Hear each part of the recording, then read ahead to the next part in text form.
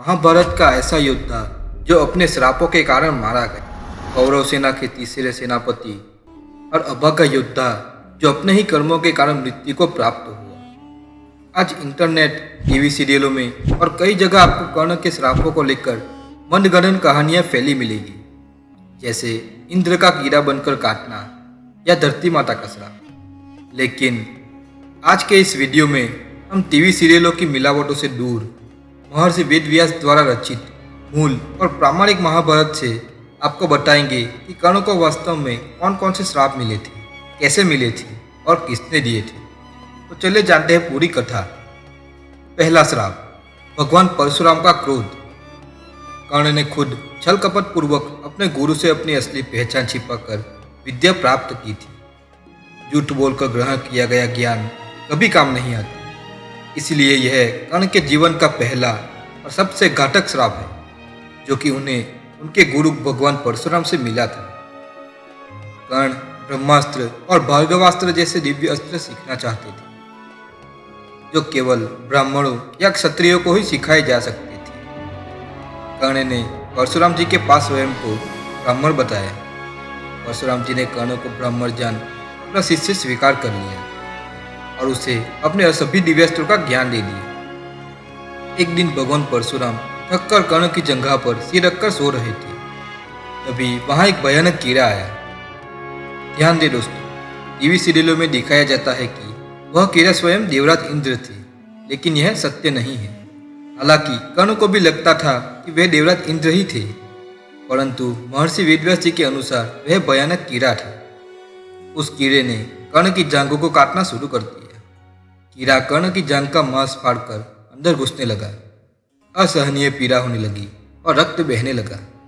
लेकिन कर्ण ने सोचा कि यदि वह हिला तो उसके गुरु की नींद टूट जाएगी, इसलिए वह बिना हिले उस भयानक पीड़ा को सहता रहा।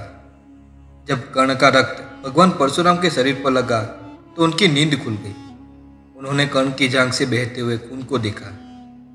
परशुराम जी तुरंत समझ गए। उन्होंने कर्ण से कहा, इतना भयानक कष्ट और रक्तस्राव कोई ब्राह्मण सहन नहीं कर सकता। यह धैर्य केवल किसी क्षत्रिय में ही हो सकता है। सच बताओ, तुम कौन हो? फिर कर्ण ने सत्य स्वीकार कर लिया कि वह एक सूत पुत्र है। यह सुन भगवान परशुराम अत्यंत क्रोधित हो गए और कहा कि तूने अपने गुरु से झूठ बोला है।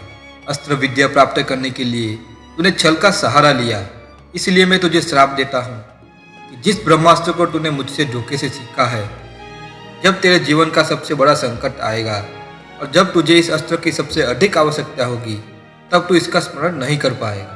तेरी स्मृति नष्ट हो जाएगी। इस प्रकार अपने गुरु द्वारा कर्ण श्रापित हुआ। दूसरा श्राप, ब्राह्मण का क्रोध।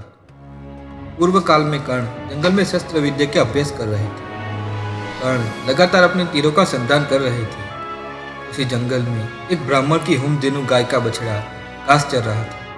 दुर्घटनावश कर्ण का एक घातक तीर जाकर उस निर्दोष बछड़े को लग गया और उसकी वहीं मृत्यु हो गई। जब ब्राह्मण ने अपनी गाय के बछड़े को मृत देखा तो उनका क्रोध 7वें आसमान पर पहुंच गया। कर्ण को अपनी भूल का आभास हुआ। उन्होंने ब्राह्मण के पास जाकर हाथ जोड़े और क्षमा मांगी।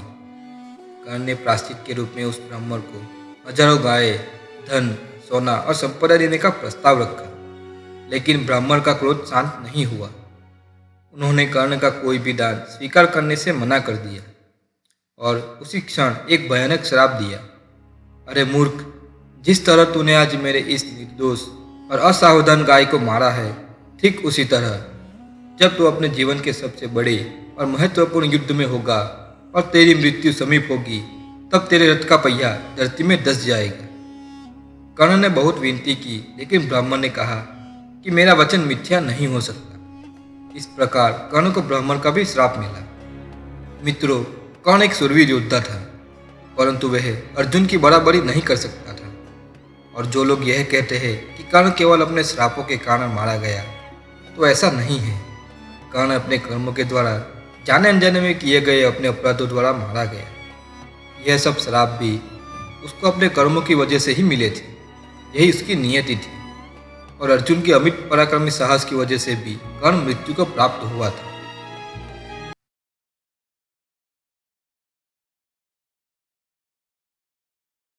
चैनल को लाइक करें, सब्सक्राइब करें और शेयर करें तथा बेल आइकन को प्रेस करें